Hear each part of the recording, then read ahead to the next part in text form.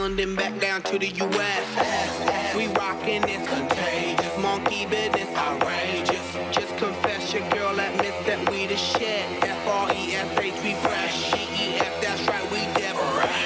We definite. BEP, we reppin' it. So turn me up, turn me up, turn me up.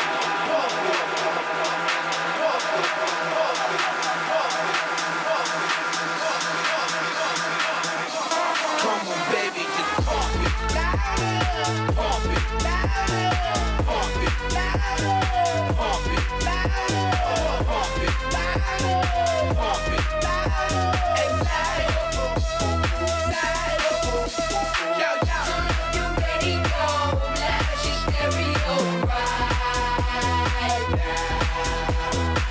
This joint is sizzling, sizzling.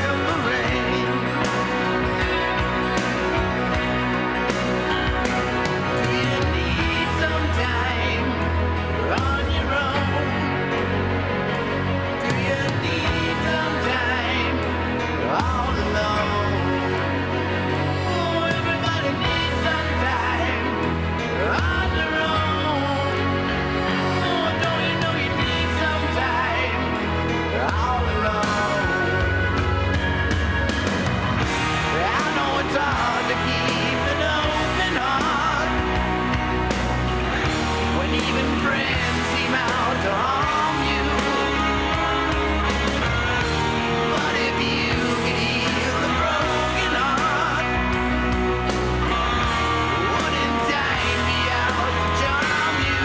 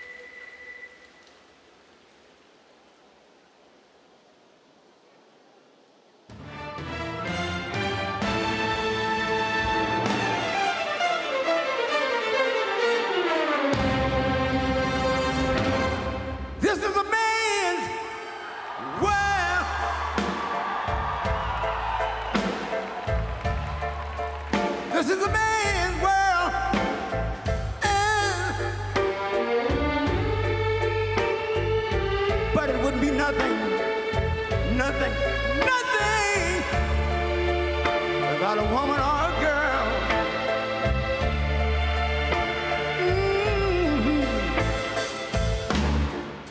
You see, man made the car. It takes us over the road. Man made the train. Carry the heavy load. Man made the electric lights. It takes us out of the dark. And man made the boat for the water. Like my Bible said, Noah made the ark. This is a man's world. Ow! But it wouldn't mean nothing, nothing, nothing about a woman or a girl.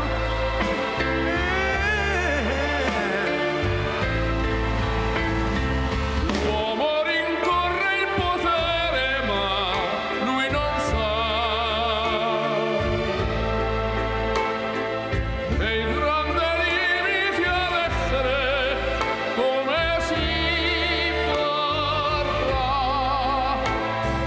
Nel palmo stringe un'idea che non vive, che nella sua fantasia folle, se non si accorge che poi nulla più senza te, si vive solo per sé.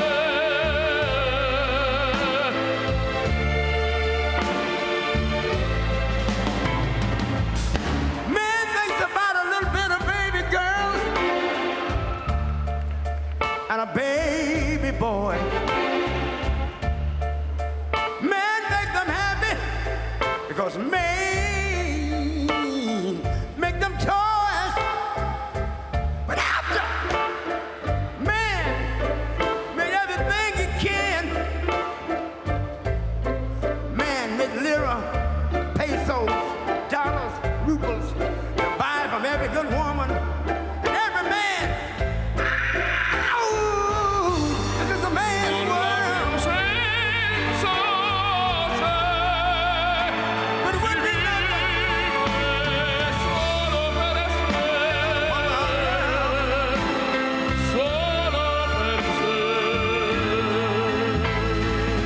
He's lost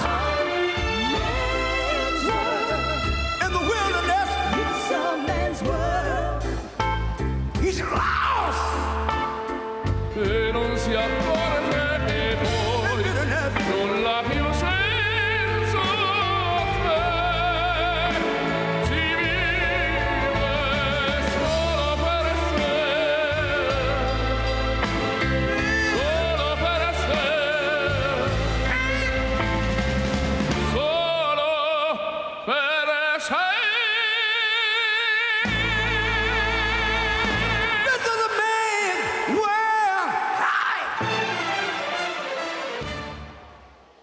Ladies and gentlemen, please take your seats.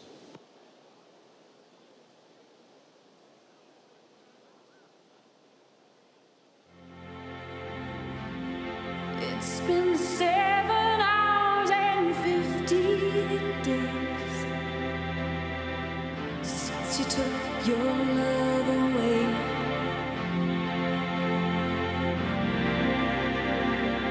I go out every night and sleep all day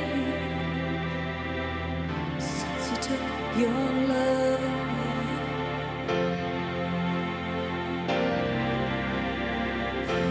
Since you've been gone, I can do whatever I want.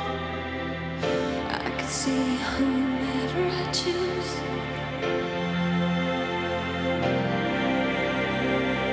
I can eat my dinner in a fancy restaurant,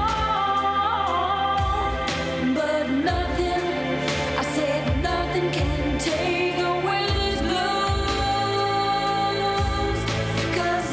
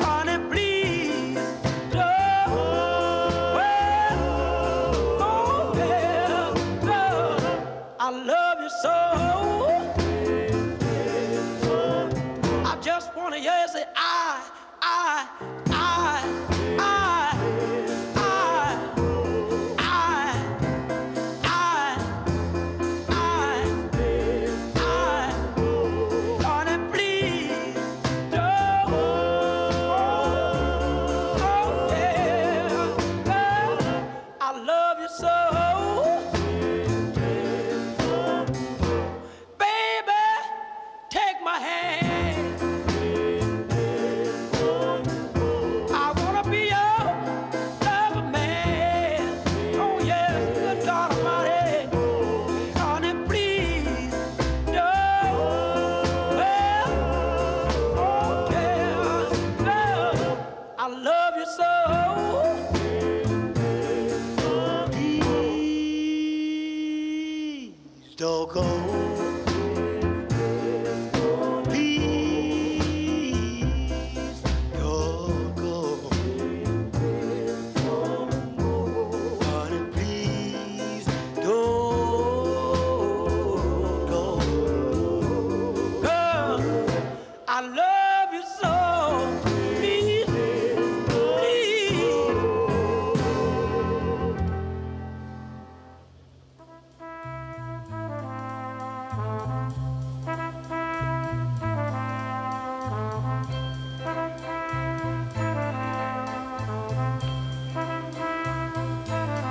There must be lights burning brighter somewhere.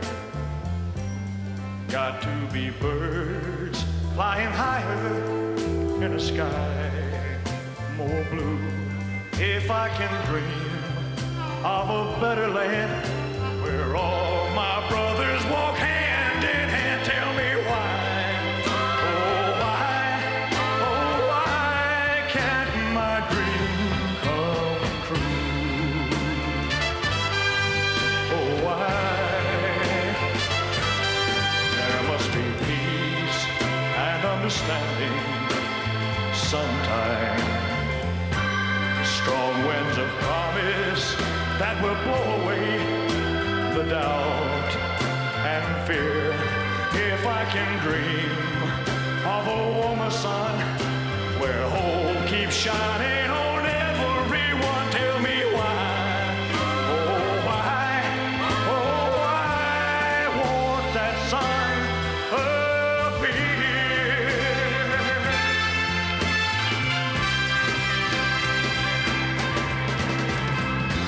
We're lost in a cloud with too much rain. We're trapped in a world that's troubled with pain. But as long as a man has the strength to dream, he can redeem his soul and fly.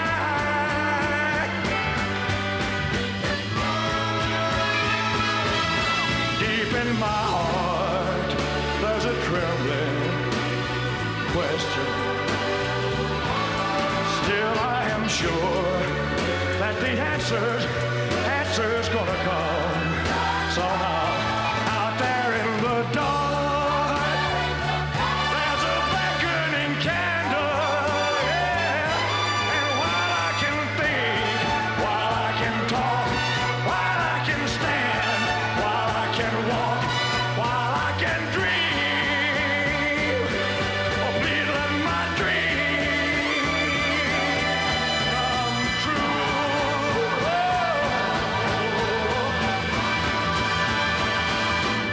Right now, let it come true right now. Oh, yeah.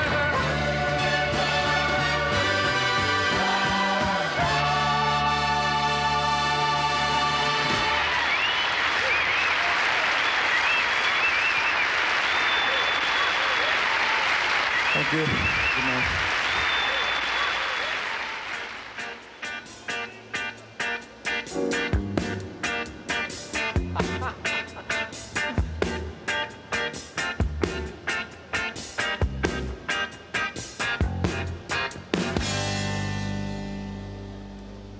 Roxanne, you don't have to put on the red light. Those days are over. You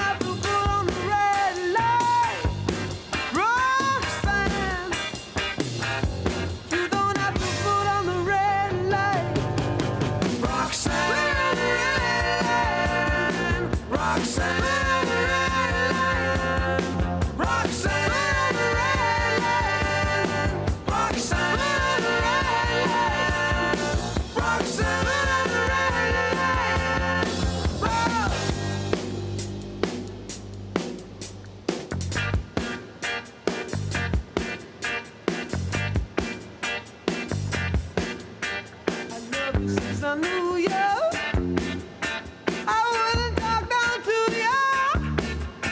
I have to tell you just how I feel. I won't share you with another boy. I know my mind is made up, so put away your makeup. Told you once, I won't tell you again. It's the bad way. Roxanne, you don't have to put on the red light. Roxanne, you don't have to put on the red light. You don't have to put on the red light. Roxanne, Roxanne, Roxanne, Roxanne,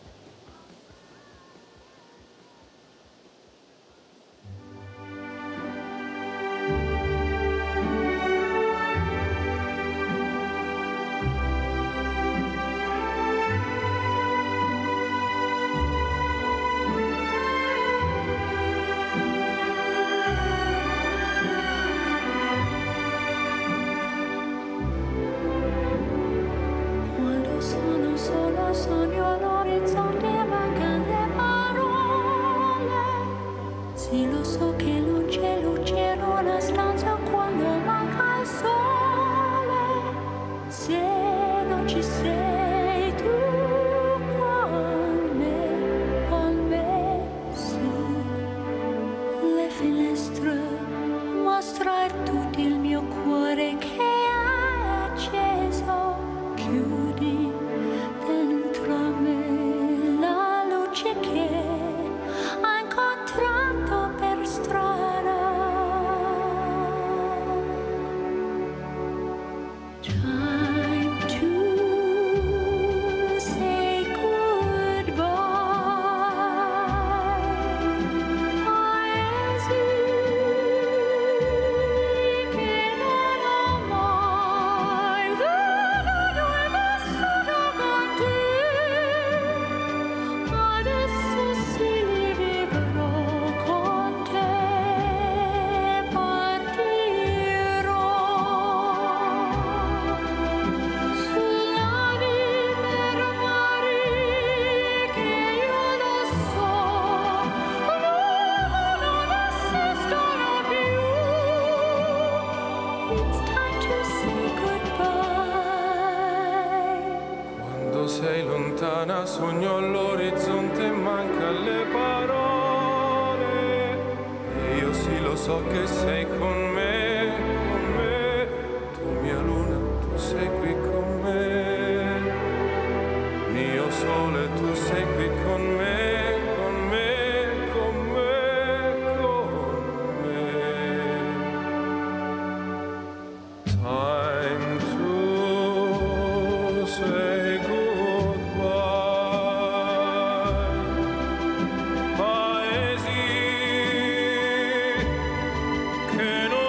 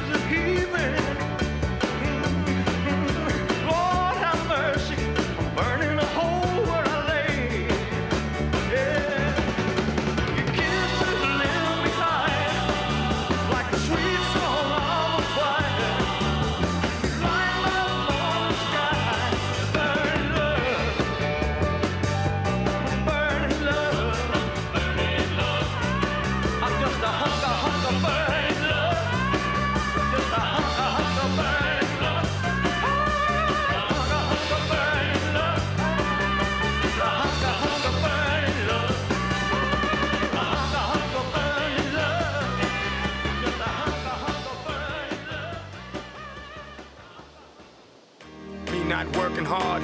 Yeah, right, picture that with a Kodak. Or better yet, go to Times Square, take a picture of me with a Kodak. Took my life from negative to positive, I just want y'all to know that. And tonight, let's enjoy life. Pitbull, Naya, Neo, that's right. I want all of you tonight. Give me everything tonight. For all we know, we might not get tomorrow. Let's do it tonight. What they say, oh, what kills they play. Nothing is enough to life. Let's do it tonight. I want you tonight. Grab somebody sexy, tell them hey. Give me everything tonight. Give me everything tonight.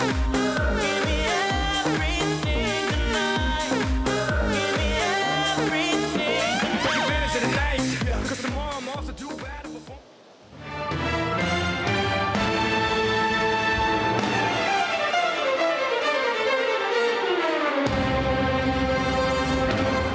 This is a man's world.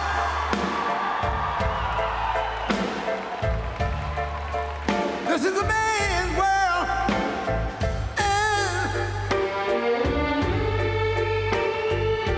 But it wouldn't be nothing without a woman or a girl.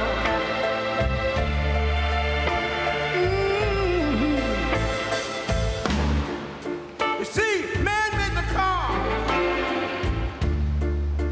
to take us over the road. Man made the train, carry the heavy loads. Man made the electrolytes to take us out of the dark. And man made the boat for the water. Like my Bible said, Noah made the ark. This is a man's world. Ow! But it wouldn't be nothing without a woman or a girl.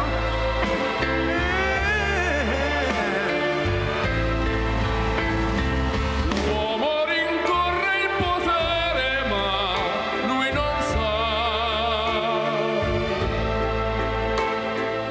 E il grande limite ad essere come si parla. Nel palmo stringe un'idea che non vive, che nella sua fantasia volle, se non si accorge che poi nulla più senza te, si vive solo per sé.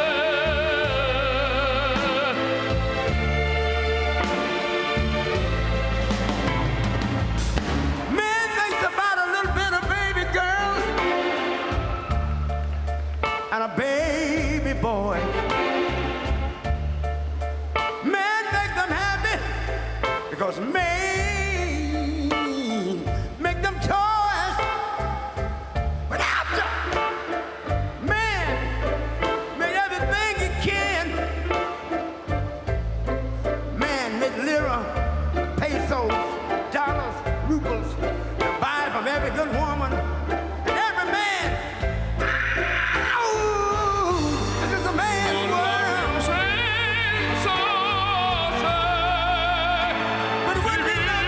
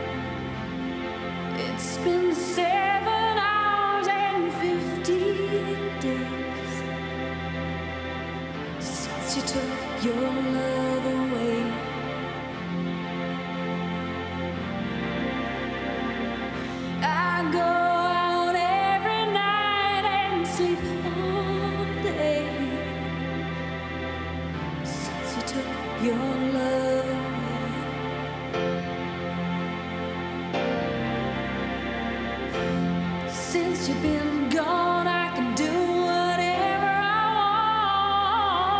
want. I can see whomever I choose.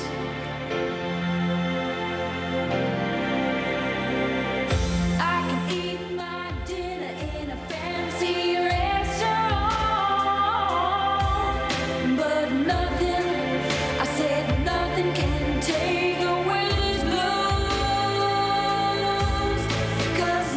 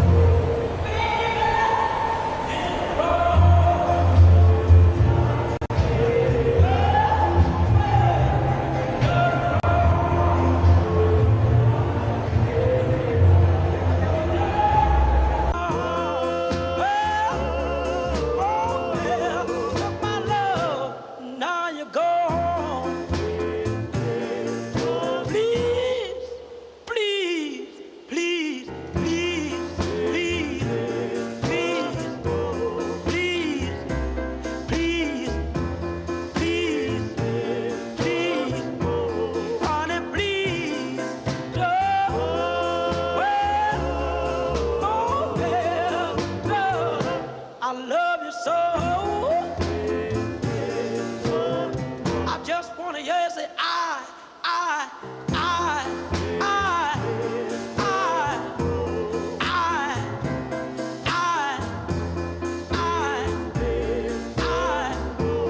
Darling, please don't. Oh, yeah. I love you so. Baby, take my hand.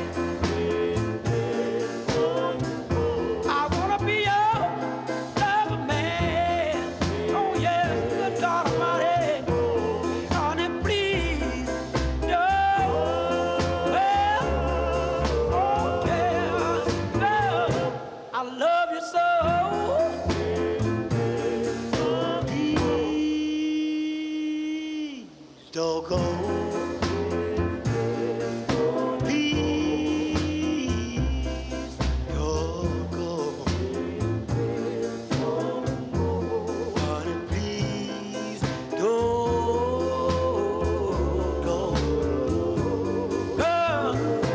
I love you so. Please, please.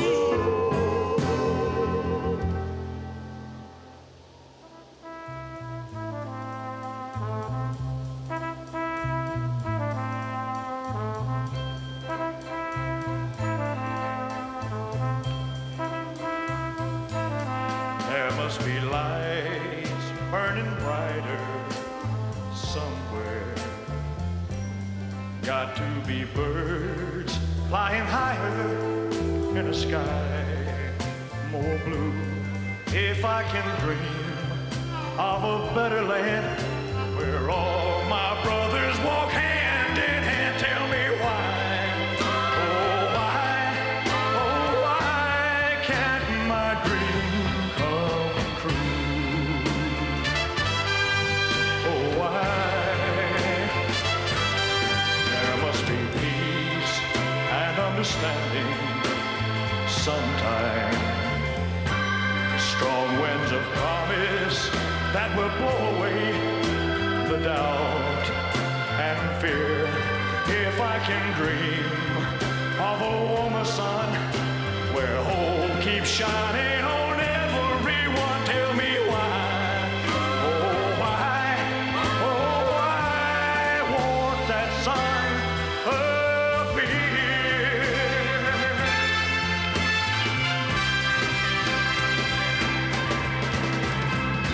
We're lost in a cloud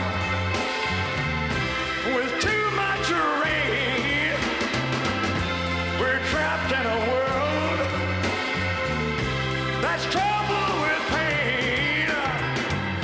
But as long as a man has the strength to dream, he can redeem his soul and fly.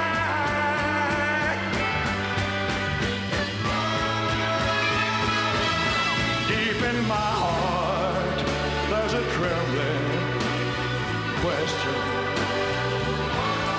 Still, I am sure that the answer's gonna come somehow. Out there in the dark, there's a beckoning candle, yeah. And while I can think, while I can talk, while I can stand, while I can walk, while I can dream, oh, please let my dream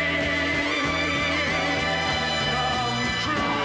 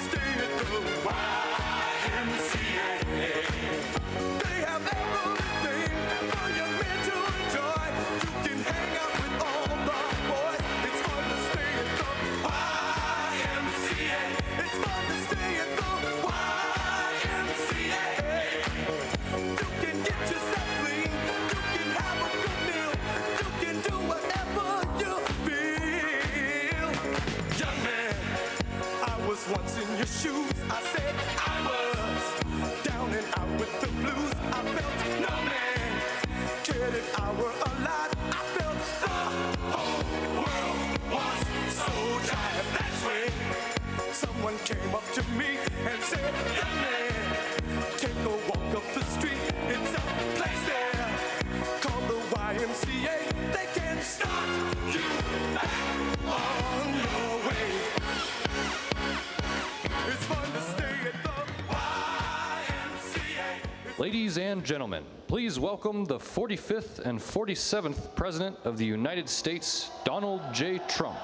And I'm proud to be an American, where at least I know I'm free.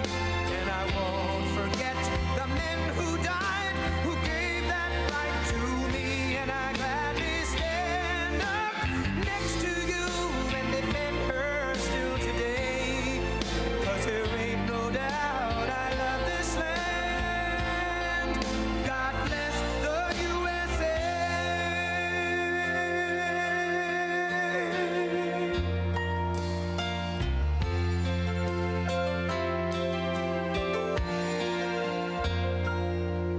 From the lakes of Minnesota to the hills of Tennessee, across the plains of Texas, from sea to shining sea, from Detroit down to Houston and New York to LA, where there's pride in every American heart, and it's time we stand and say that I'm proud to be an American, where at least I know I'm free. And I won't forget the men who died, who gave that right to me.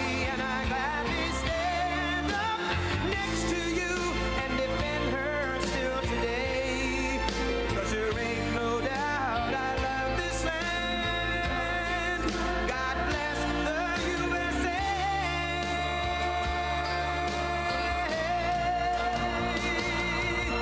And I'm proud to be an American, where at least I know I'm free. And I won't forget the men who died, who gave that right to me. And I gladly stand up next to you and defend her still today. 'Cause there ain't no doubt I love this land. God bless the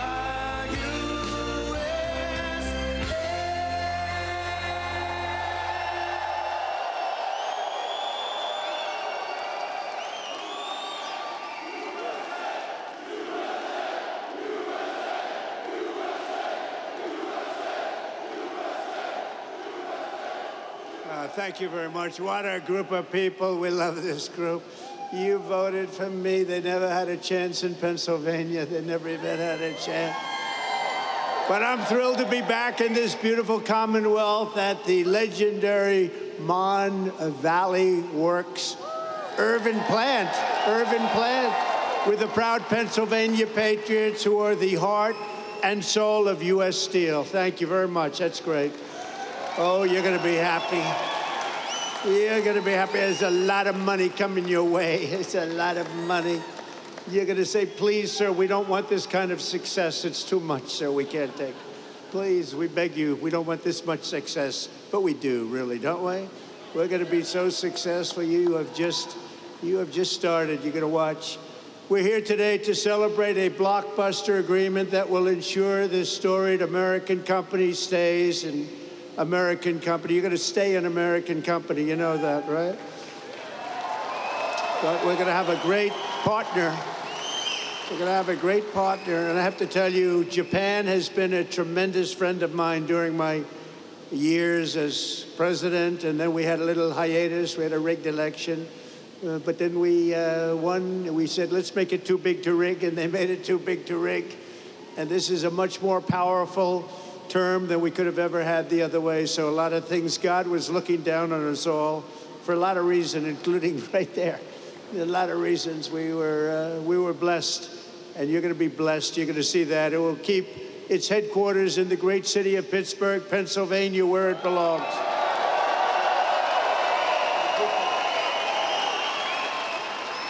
For generations, the name United States Steel was synonymous with greatness, and now it will again be synonymous with greatness. That's what it's going to be. The best and strongest steel on earth will forever be made in America and made in Pennsylvania. And I want to thank a man that I saw right at the beginning of this whole thing, during my first term, as we call it, U.S. Steel President Dave Barrett. Dave, thank you very much, wherever you may be. Wherever you may be. Thank you, Dave. And he came to the White House and he said, "Sir, we're in trouble. We need help." He was put there to save the company, right?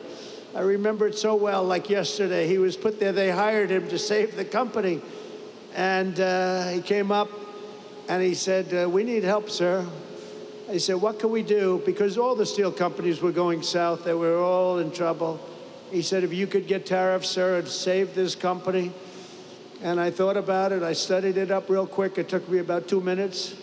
And I said, "Dave, I think we're going to make you very happy." And we did make you happy, didn't we? We saved the company. We put 25% tariffs on your company. So we had protection. We were protected from outside horrible influence, including dumping, where they were dumping steel all over the United States. And we saved it. It was a great honor. And Dave was really the first one that brought it to my attention, and I appreciate it, Dave. You did a good job. You did a good job. He more than saved the company. He made the company great. This will be a great company in a very short period of time. Also, the vice chairman of Nippon Steel, Takahiro Mori. Takahiro, thank you very much.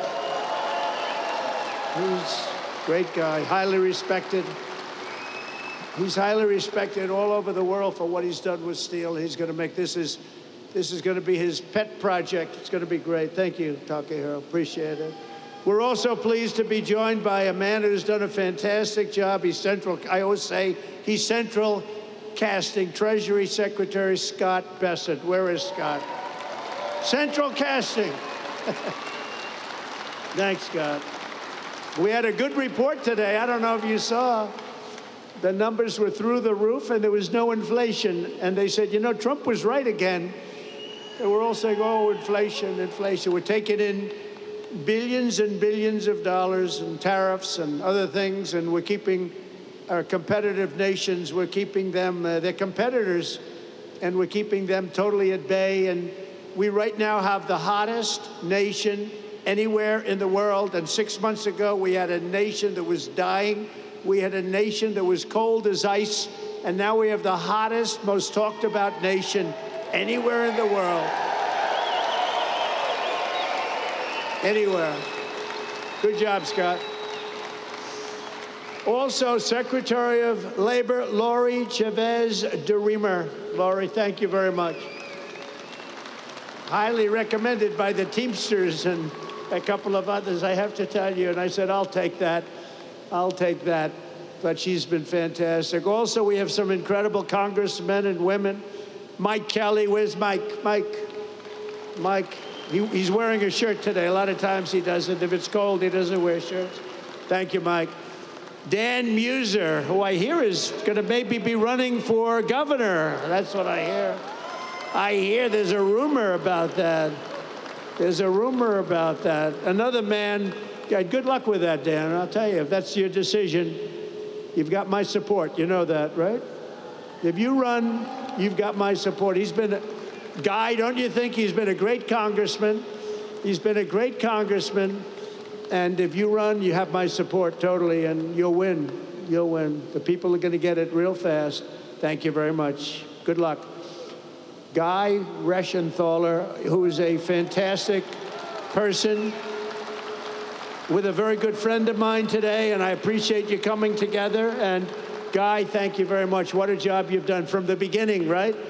We never had a problem from day one, you and I. So thank you very much, Guy. Great job. Mike Ruley. You know Mike? Where's Mike? Mike? Thank you, Mike. Great job you're doing. Thank you. Really, really good. And another friend of mine, a great hockey player, actually, Pete Stauber. Pete, thank you. What a great hockey player. He was the real deal, right, Pete? He'll even admit it. He's going to admit it. Pennsylvania Senate President Pro Tem Kim Ward. Thank you. Good job, Kim. Good job, thank you. A woman who's an incredible writer, actually. She understands what they call the Rust Belt. We won't be able to call this section a Rust Belt anymore. It'll be a golden belt. It'll be a golden dome, right? It'll be part of a golden dome that we're building to save everybody's lives. But this is a woman who's really fantastic. She's a brilliant writer. She just got signed up by, of all groups, the Washington Post, that's big time. Selena Zito. Where's Selena? She's around here. Selena, thank you. She understands you people and me better than we do. She understands us, and she got it right from the beginning with Trump, didn't you, Selena?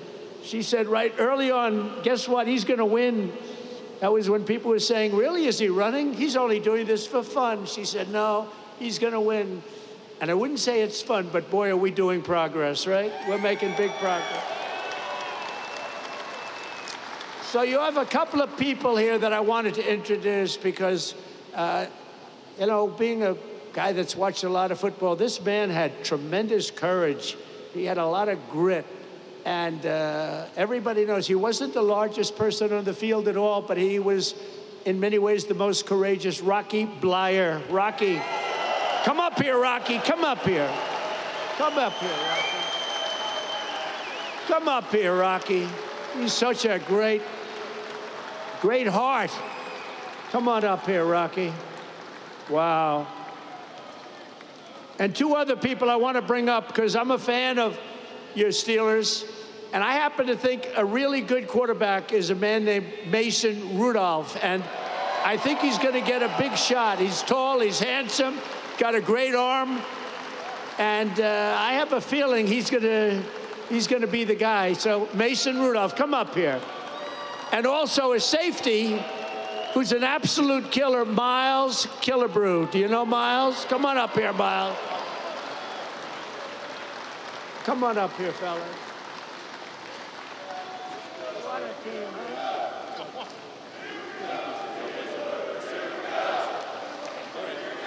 Can I do this? There you go. Mr. President, on behalf of U.S. Steel and to the people of Pittsburgh, more importantly, though, to all the Steeler fans that are here this evening, I have the honor of making you an honorary Pittsburgh Steeler and would like to present to you your jersey as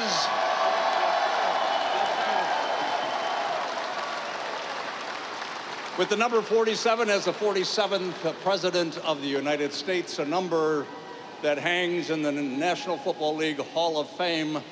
I'd like to present this to a Hall of Fame president. Please accept it.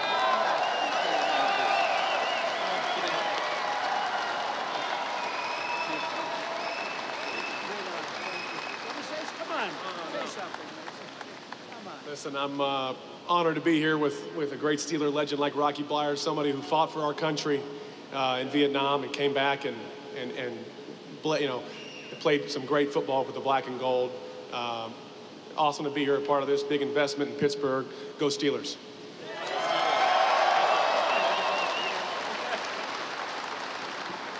How about this president of ours, huh? Just wanted to say God bless you, President Trump, and God bless you, Pittsburgh. Thank you.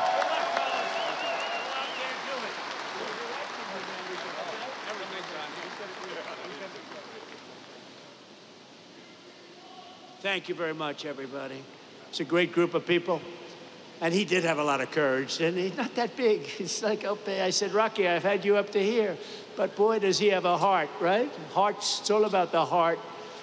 Also, Senator Dave McCormick, who had a great election victory, and he sends his regards. He's trying to get a certain bill through that's going to give you the largest tax cuts in history, and we got to get it done. So thank you to Dave. He's been great. Perhaps most importantly, let me thank the tough, hardworking members of the United States Steelworkers Local 2227 and the United States Steelworkers Local 1219, and the United States Steelworkers, Local 1557. You people are amazing, and look what you've been able to do. Look what you've been able to do. This is a big deal today. This is a big deal. You know, I have to tell you about Nippon. They kept asking me over, and I kept rejecting it. No way, no way, no way. And after about 4 times, I said, you know, these people really want to do a great thing. They really want it. And they're putting up, you know, billions of dollars, and they're going to do this plant and other plants, and it's great, and you're going to have control, you're going to maintain control, and nobody would put up money like that. And every time, Dave, I think you'll say, every time they came in, the deal got better and better and better for the workers, because I didn't give a damn about anybody else, if you want to know the truth. And the rest of them, they'll take care of themselves. But for the workers, and I have no doubt that Nippon and Dave and everybody else, we're all working together. And I'm going to be in Washington. I'm going to be watching over it, and it's going to be great. But there's unbelievable spirit for what you're doing. And I'm telling you, you're going to find out that the great people of Japan, and we love them. You know, Shinzo Abe was my friend. He was a great Prime Minister of Japan. And unfortunately, he's no longer with us. You know what happened with Shinzo. But he was a great friend of mine, an amazing man. And it's an amazing country, and you're going to have a tremendous relationship. So thank you very much. We very much appreciate it. Very much appreciate it. For more than 124 years, the men and women of U.S. Steel have poured the molten metal and forged the tempered beams that built America's railroads, bridged mighty rivers, and raised up towering skyscrapers like the ones we have in New York. 100 stories high and much higher than that. The city of Pittsburgh used to produce more steel than most entire countries could produce. And it wasn't even close, but our steelworkers know better than anyone. Decades of Washington betrayals and incompetence and stupidity and corruption cost this region over 100,000 steel jobs, and they melted away just like butter melts away. Between the year 2000 and 2016, more than half of all the jobs in Pittsburgh's iron and steel mills were obliterated. They were just absolutely taken away. Just taken away like you take away candy from a baby. When I came into office 8 years ago, I proclaimed a simple but crucially important principle. If you don't have steel, you don't have a country. You don't have a country. You can't make a military. What are we going to do? Say, let's go to China to get our steel for the army tanks and for the boats and ships. A strong steel industry is not just a matter of dignity or prosperity and pride. It's above all a matter of national security, and it is.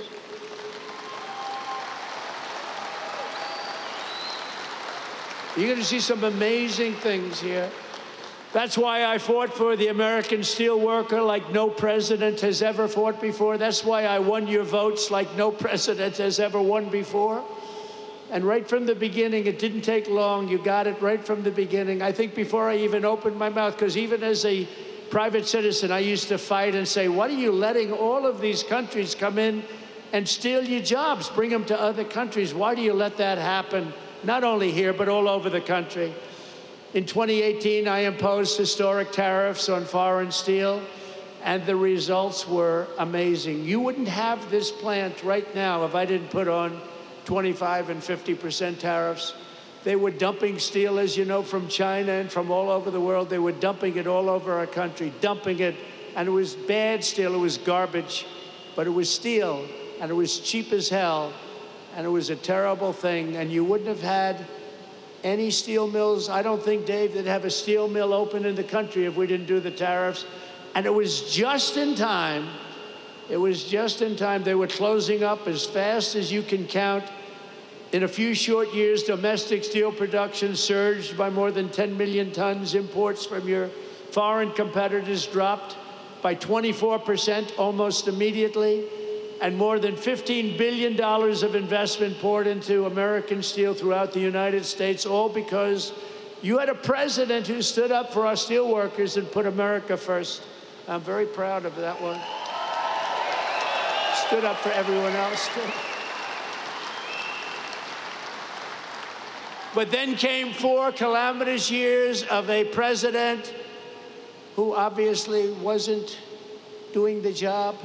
I'm trying to be nice, so you know, I have to be nice. But what he did to this country is a disgrace. Between the borders, millions and millions of people pouring through our borders from all countries all over the world. They came from the jails of the Congo. They came from all over South America, prisons, gangs, drug dealers, drug merchants. They came from mental institutions, the mentally insane. They were pouring into our country by the millions. They allowed this to happen to our country. But we're moving them out, or we're moving them out fast, or we're bringing them back to where they came from. We're having a lot of problems with the liberal judges in courts, the radical left crazy judges that, you know, they come in without courts. They pour into our country totally unvetted and unchecked. Nobody checked them. Nobody had any idea who they were. 11,888 of them were murderers. 50% of those over 11,000 people that were murderers, 50% murdered more than one person. And these people were allowed to come into our country by the Democrats, and you can never forget what they've done. And it's we've beaten inflation. Look at what we've done. Look at the numbers that came out. The prosperity, everything is good. First time ever, right track, wrong track. We're on a right track. First time in 28 years. But they allowed that to happen. I built almost 700 miles of wall. If we didn't have the wall, we could have never done what we did. Over 700 miles, but still they came because they didn't want to finish. They didn't want to close up any gap, the gaps that we had to keep so that we could get our equipment out, so we could get through. They didn't want to put up the final stages. It would have taken 3 weeks to put up the final stages. They said, no, we don't want the wall built. And I thought they were kidding, but they weren't. They wanted open borders, and what they let into our country can never be forgotten. The last administration granted tens of thousands of job-killing tariff exemptions to your foreign competitors. So they were afraid to take down the tariffs that I imposed because it was so good for our country, so much money. But what they did do, think of this, they gave exemptions, and they were so broad and so deep. And I guess you saw that, but the exemptions that they gave allowed foreign competitors to come in and steal our industry, steal our jobs, and bring them back home, and bring them home by the boatload. Crippling imports of foreign steel skyrocketed over the last 4 years like you have never seen before, by over 30%. That's an incredible, crazy number. And imports of steel and rebar from Mexico exploded by more than 1,000%. We were getting our steel from Mexico. We were getting our steel from Canada. We were getting our steel from every place, but right here, it was then that we announced the crown jewel of our steel industry, U.S. Steel, was being sold into foreign hands with no protections for our great steel workers. And I said, there's no way we're going to let that happen. When I was watching over you, you don't even know it. I was watching over you. Tell you, best people. You're the best people. You built this country. You know, you people built this country. You people and others like you built this country. By the time I came into office, many feared that the Mon Valley would lose up to 3,000 steel jobs, that U.S. Steel would close, and it was a fixture of the Pittsburgh skyline. It may never live for another week. We had times we thought we were going to live. You weren't living for another week. But I promised the people of Western Pennsylvania that I would never, ever let that happen. And as president, I kept that promise. Boy, did I keep that promise.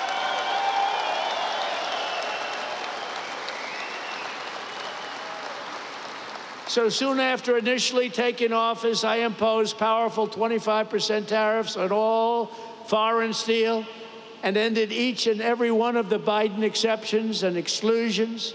And today I have a major announcement. And are you ready to hear this?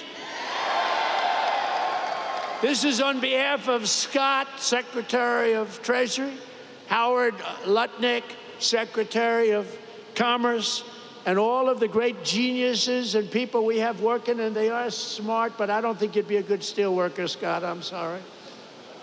We're going to have to put a little more muscle content into that guy.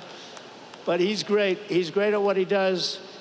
We are going to be imposing a 25% increase. We're going to bring it from 25% to 50%, the tariffs on steel into the United States of America, which will even further secure the steel industry in the United States. Nobody's going to get around that.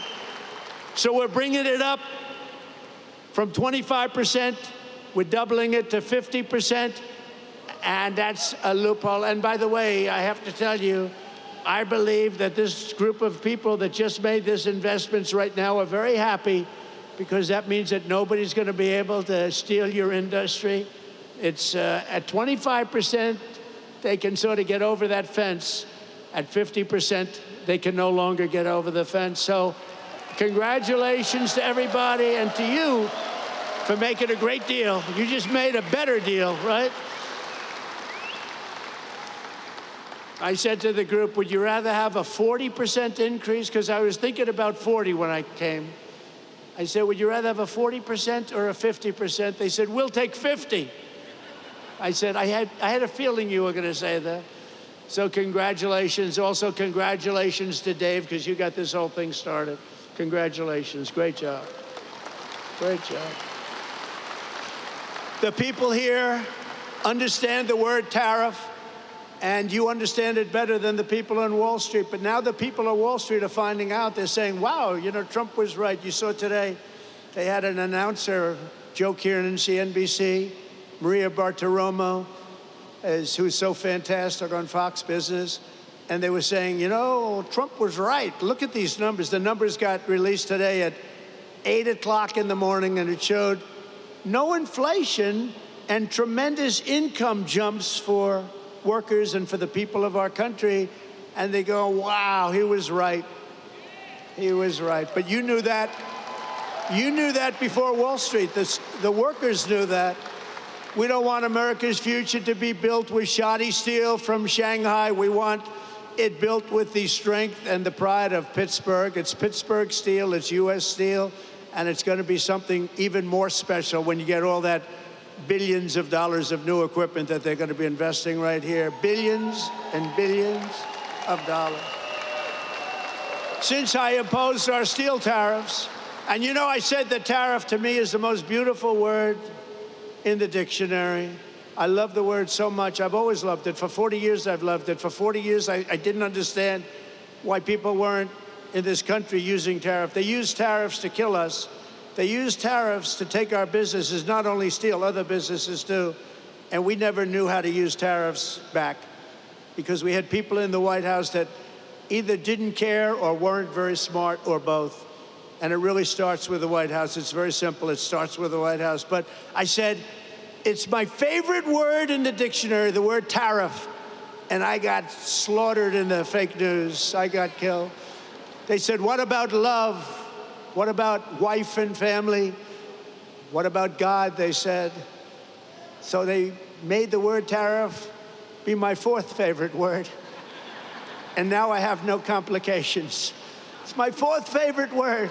God, wife, family, all of the different things, but they did. It's not even believable. I said, tariffs is my favorite word, and I got slaughtered by these people. But we've had a lot of fun. We've jousted for a long time with the fake news. But companies all over the world have announced nearly $10 billion in new investments in steel, just in steel alone. But the Nippon investment we're announcing today blows them all away with a record-setting, and this was just heard of. We just came out a little while ago. $14 billion commitment to the future of this company. That is the single largest investment. That's the single largest investment of any kind in any industry. So not only steel, go all the way back. You go into fracking, you go into anything you want to go into, because you're a good fracking state too. We love fracking, by the way. But think of this, the largest investment of any kind in the history of the Commonwealth of Pennsylvania, and we also will be the largest investment in the history of American steel industry. There's never been a $14 billion investment in the history of the steel industry in the United States of America.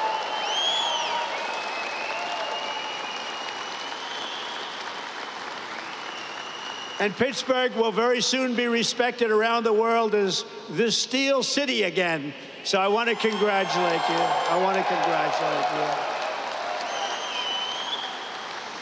As part of this monumental commitment, Nippon will also invest $2.2 billion to increase steel production here in the Mon Valley Works, specifically allocated to Mon Valley, along with $200 million for the Advanced Technology Research and Development Center that's being built already in Pennsylvania. So I want to congratulate you. And in addition, another $7 billion to modernize steel mills, expand ore mines, and build state-of-the-art facilities in Indiana, Minnesota, Alabama, and Arkansas. So I want to thank you and congratulations to those states. Congratulations. And the bulk of these expenditures will be made in the next 14 months. It's going to happen fast. You're going to be very busy watching trucks go back and forth, loaded up with cash, or its equivalent. And it will create and save over 100,000 American jobs, including 14,000 jobs in Pennsylvania. Thank you. Very good. And by the way, your local union, I won't talk about your national union because I don't think he knows what the hell he's talking about. But your local union, I want to tell you, is so unbelievable. They've been great. I have to tell you that.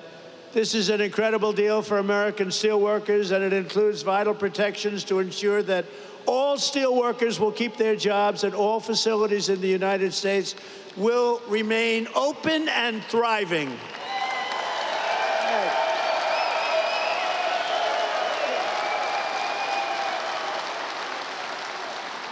U.S. Steel will maintain.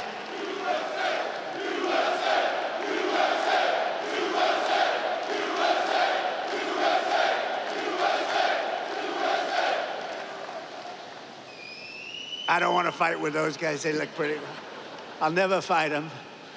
U.S. Steel will maintain all of its current operating blast furnaces at full capacity for a minimum of the next 10 years, and we have that as a commitment. But I don't even think you have to worry about that. You're not going to have to even think about that, frankly. It won't matter because they're going to be here for a long time, a lot longer than that. There will be no layoffs and no outsourcing whatsoever, and every U.S. steel worker will soon receive a well-deserved $5,000 bonus. That's very rare. Thank you very much. That's great. That's importantly. For what you've gone through a lot. It's closing, it's not closing, it's opening, and you want to stay here. People say, well, we'll move to another place, or we'll do chips, or we'll do something like chips. Somehow you don't want to do chips. I'm looking at these giant guys with the giant arms. You're not going to like doing chips. Most importantly, U.S. Steel will continue to be controlled by the USA. Otherwise, I wouldn't have done the deal. I wouldn't have done it. But the USA, and we're going to be working together, and you're going to look at your board. You have a great board, and we're going to have an amazing alliance. In this audience are many of the incredible workers who will really be bringing our steel industry roaring back to life, and it's going to roar, including a man who has supported me from the very beginning, the founder and steelworker of Steelworkers for Trump in this area. I have some of these guys, they're great. And I had somebody in Michigan that was so great. I love that guy. And I love this guy. He's been with me from the beginning. Brian Pavlik. Brian, come up here. Come up here, Brian. Brian's been with us from the beginning. Oh, look at him, big guy. Thank you, Brian. Appreciate it. Thank you. Oh, yeah. Yes, you did. It's a great day to be an American steelworker. It's an honor to be on the stage with my hero and the greatest president ever, Donald J. Trump.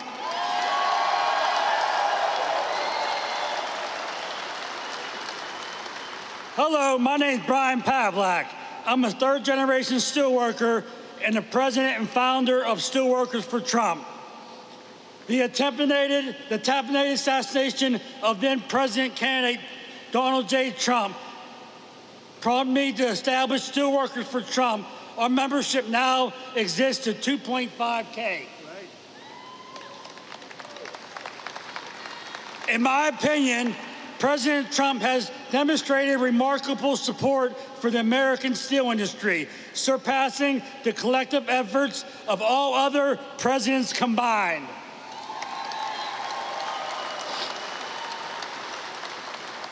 Through tariffs, he has fought to keep steel being made in America rather than being dumped onto us by China.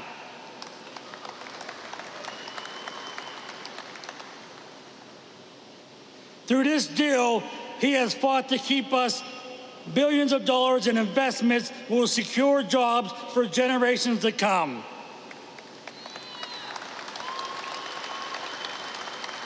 Thank you, President Trump, for your commitment to revitalizing the American steel industry and restoring its greatness and in making American steel great again.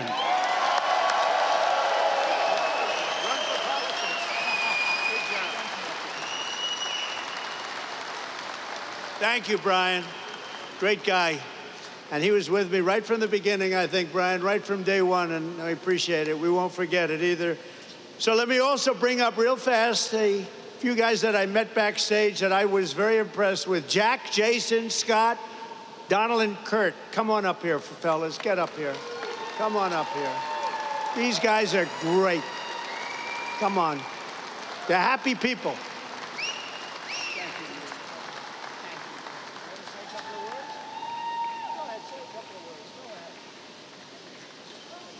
Thank you, Mr. President. I'm not prepared, but I can tell you I would rather be nowhere than where I am today with all of my U.S. Steel family, friends, and everybody that I love. Thank you very much.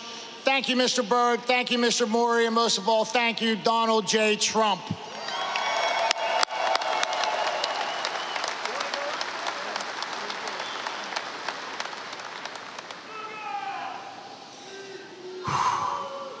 We did it. I want to thank everyone for coming. Today is a great day. For those of you who don't know me, my name is Jason Zugai. I'm the former president, current vice president of Local 2227, and I've worked at this great plant for 28 years. I'm a third-generation steel worker working for U.S. Steel, and by the way, I'm damn proud of that.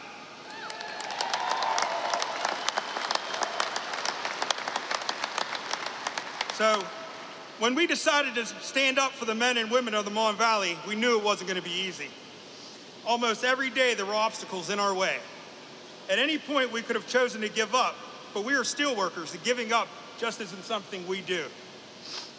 These investments will ensure steel will be made right here in Pittsburgh for years to come. And I want to take this time to thank a lot of people that were crucial to getting this partnership to the finish line. First and foremost, I want to thank God for giving me the strength, courage, and wisdom to fight day after day. I want to thank my family for their support. They were always patient with me when I'd be constantly on the phone, night after night, discussing this partnership, talking to politicians, or easing the mind of a union member. I want to thank Jack Maskell. We've been together from the beginning through this.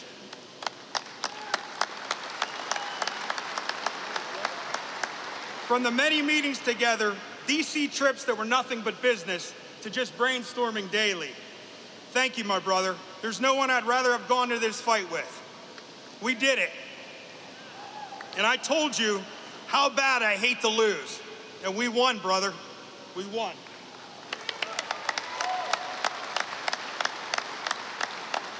To the guys from Clairton and ET that fought side by side with us from the beginning, it was an honor, and I'll never forget our journey. I want to thank the local mayors who have stood toe-to-toe with us from the beginning. We greatly appreciate it.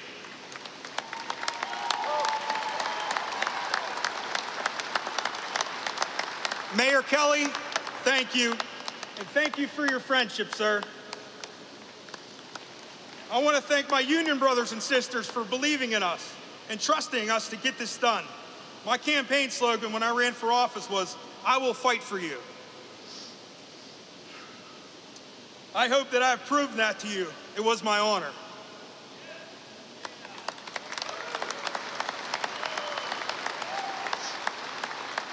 Selena Zito, thank you. From the wonderful articles you wrote and the social media posts and everything you have done behind the scenes, you are a rock star. Thank you.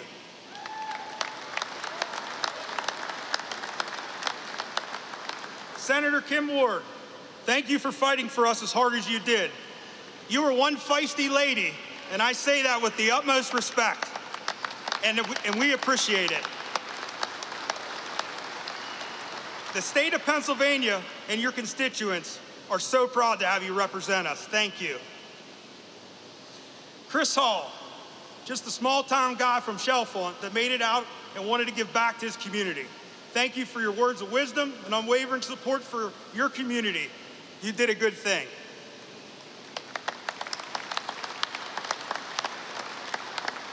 Congressman Dan Muser, you took our meeting in D.C. personally and never wavered after that meeting. You fought for us in public, and that means the world to us. We will never forget your support, and you can count on ours as well. Thank you.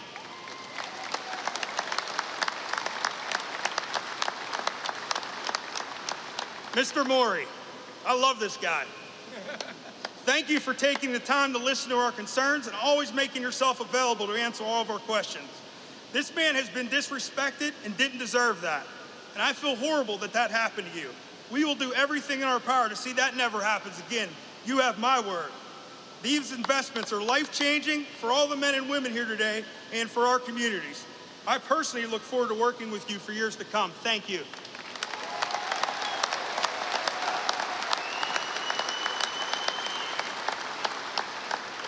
I want to thank the men from New York and D.C. that called me every day. Every day. They gave me breaking news, advice, and guidance through this process. You might have been behind the scenes, but you definitely had a hand in getting this partnership to the finish line. Paul, Curtis, Chris, thank you.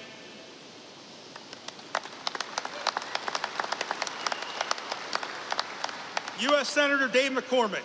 I met the senator at a Trump rally in Latrobe before we were both getting ready to speak. He introduced himself to me and asked about the Nippon merger and what I thought about it. Well, as you know, I'm pretty passionate about it, and let him know that. He told me, after I win, you will be my first meeting. I was his first meeting. He kept his promise.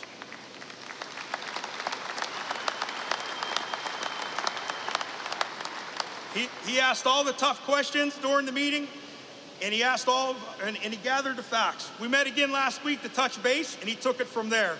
Without his help, this partnership doesn't get done. Thank you, Senator, from the bottom of my heart. And last but not least, President Trump. What can I say? I never doubted you'd be there for us when we needed you.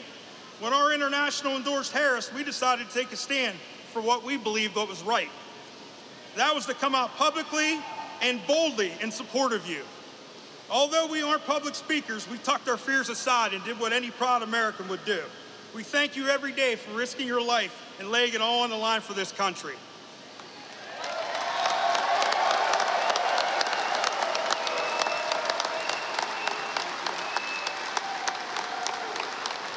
I knew you wouldn't let us down, and for that I will be forever grateful. From every steelworker that supports you and every family you saved, I want to say thank you, Mr. President, for making U.S. Steel great again.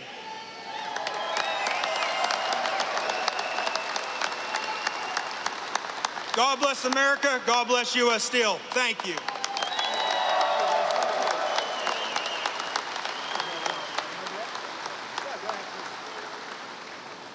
So So my name is Don German. I am the plant manager for this Urban Works here.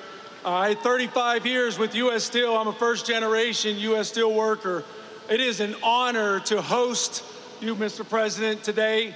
And let me tell you, it was a lot of work, but it was well worth it.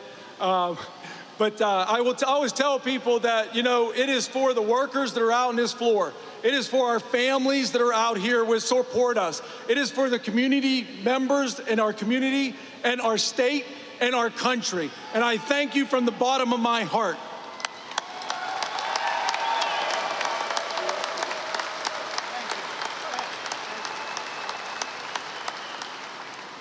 Good afternoon. As you know me, I'm Kurt Barshik.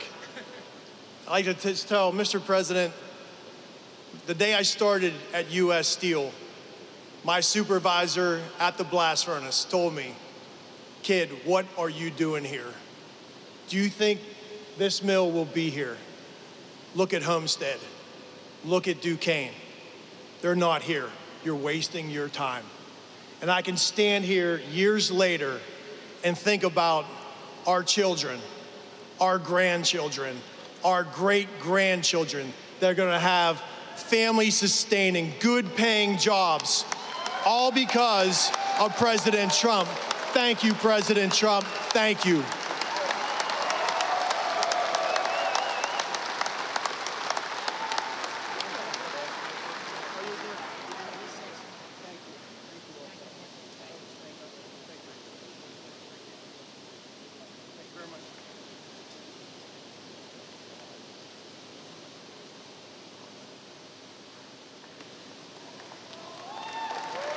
Great people.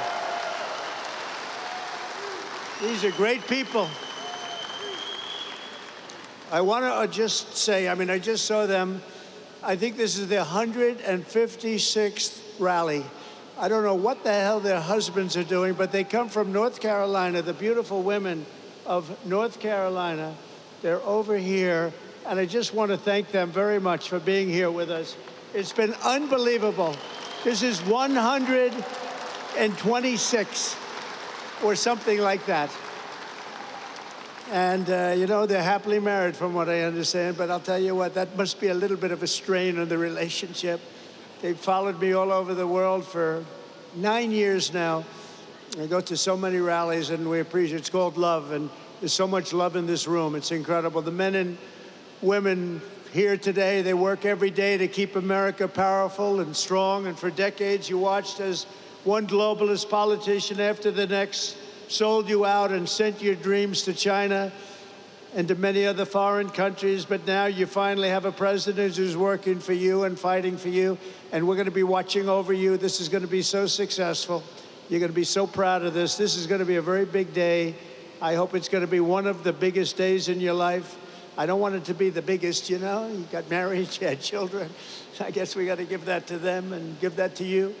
But this is going to be truly one of the biggest days in your life. I feel sincerely, I have such confidence in this group of people. Since my election, we've created nearly 500,000 new jobs, including 10,000 manufacturing jobs, and those numbers are going through the roof. We're going to have close to $11 trillion invested in new investments in the United States, and you can look at other years. There's never been anything like that. And by the way, that's essentially in 2 months, not 4 months, because it took me a little time to get acclimated. But over the last 2.5 months, we're over $11 trillion is going to be coming. Apple is spending $500 billion to invest in America, not in China. NVIDIA, $500 billion. TSMC, if you look at this one, TSMC, and this is a company the biggest in the world for chips, $200 billion at least. Amazon, $4 billion. Johnson & Johnson, $55 billion. Merck, Stellantis, General Motors are putting in billions and billions of dollars. We have it all done. It's going to be all with very little inflation. In fact, it was 2.1% in April, way down. You went through inflation that was probably the greatest inflation in the history of our country over the last 4 years. and now we have it down to around 2%. Grocery prices are down, mortgage rates are down, energy prices are down, and gasoline prices over Memorial Day weekend were the lowest they have been since 2003. Think of that. In fact, in a couple of states, gasoline, $1.98 a gallon. When have you heard that number lately?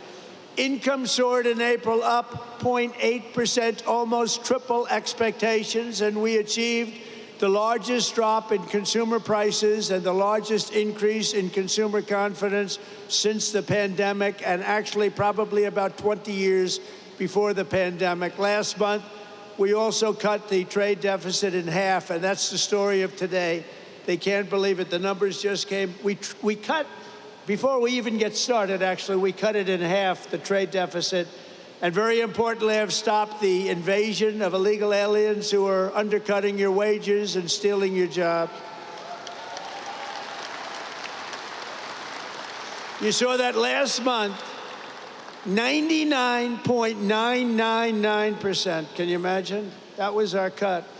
It's been, the border is closed, but it's open, and it'll always be open to people that want to come into our country legally. We want to have people come in legally, but we don't want to have them come in the way they're allowed to come in.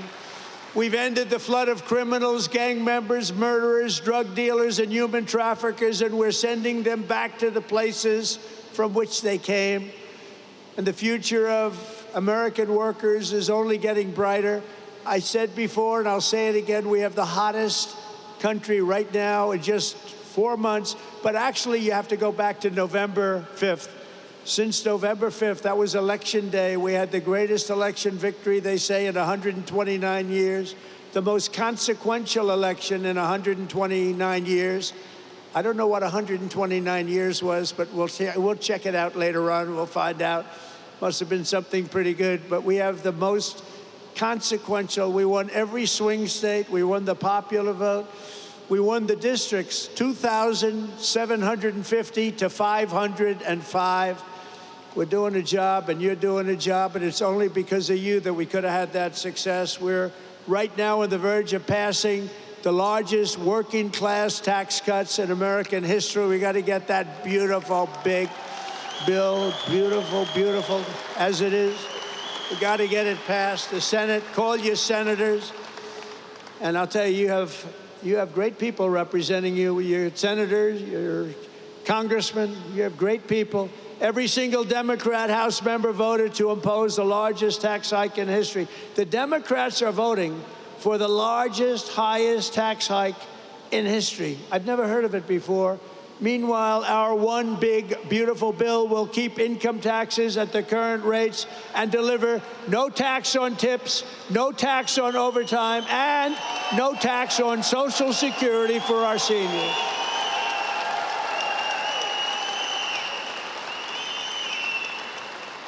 And we're going to make the interest payments, as you know, on cars.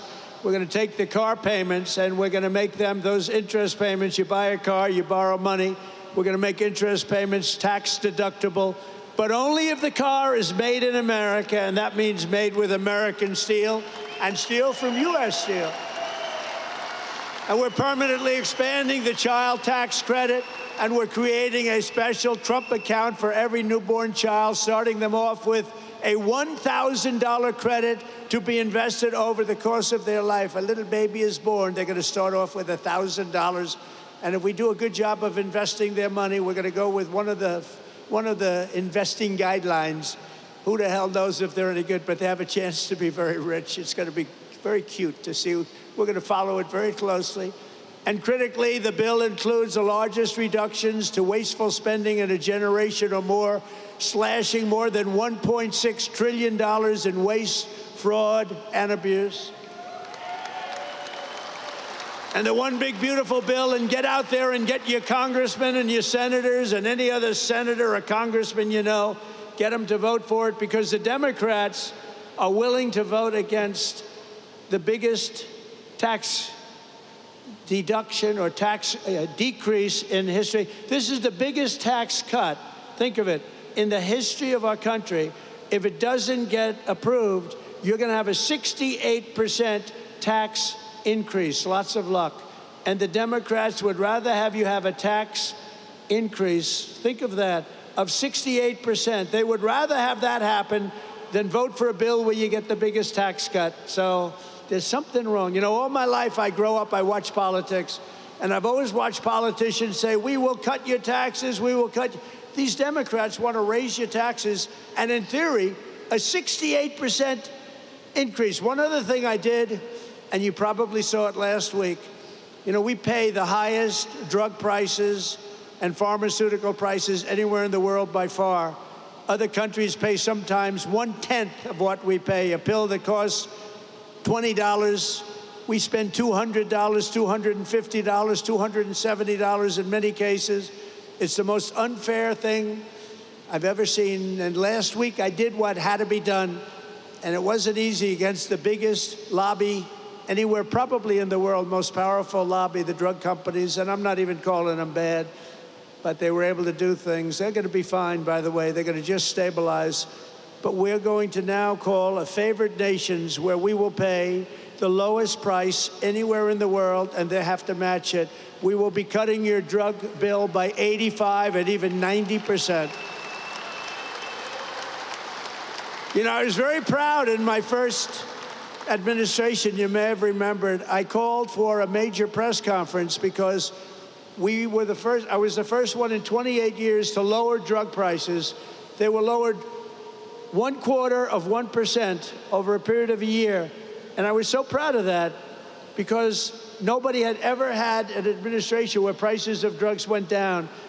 0.25%, not much. Now we're going to be lowering your drug costs by 90%, by 85%, by 75%, by numbers that nobody's ever heard of before. We will be paying equal to the lowest price of drugs and pharmaceuticals anywhere in the world. Have fun, because that's a lot of money. That's going to bring down Medicare. It's going to bring down the cost of, think of it, Medicaid. It's going to have an effect on everything, but it's going to have the biggest effect on your wallet. You're going to be saving a tremendous amount of money, and nobody else would do that but me. I have taken on some rather harsh critics over that because, again, that's the biggest lobby. They spend billions and billions and billions of dollars a year not to have that done. But I said it's really time to do it. So you're going to have the lowest drug prices anywhere in the world. With one big, beautiful bill, we will protect over 7 million jobs, raise take-home pay for American families by up to $13,000 per household, and reduce taxes for working-class Americans by as much as 13%. Those are big numbers. The bill will also remove 1.4 million illegal aliens from Medicaid and protect the programs for truly needy Americans.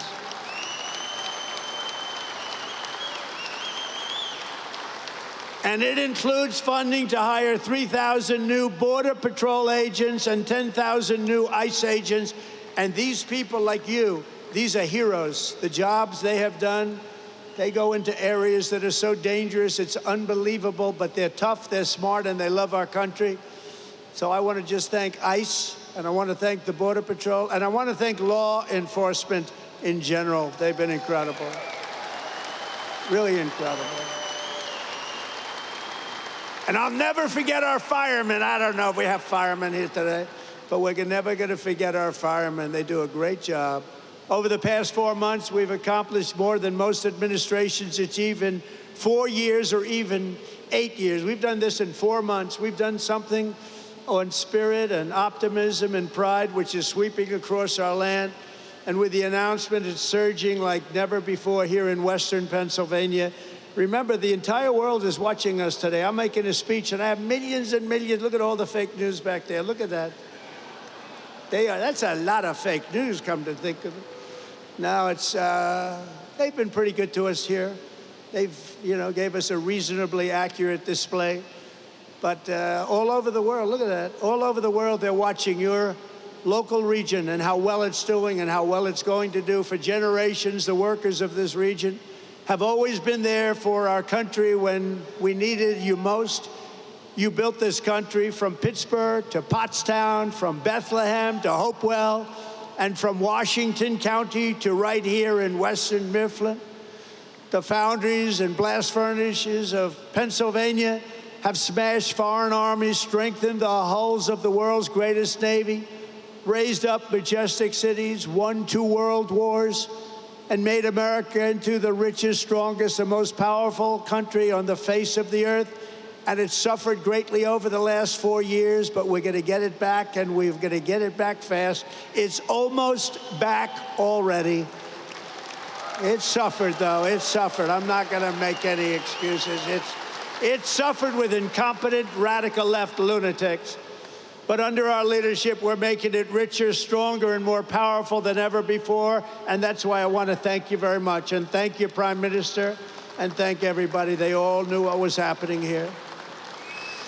With the help of patriots like you, we're going to produce our own metal, unleash our own energy, secure our own future, build our country, control our destiny, and we are once again going to put Pennsylvania steel into the backbone of America like never before. The golden age of America has only just begun, and together we are going to make America great again, greater than ever before. Thank you very much, Pennsylvania, and God bless America. Thank you very much. Thank you.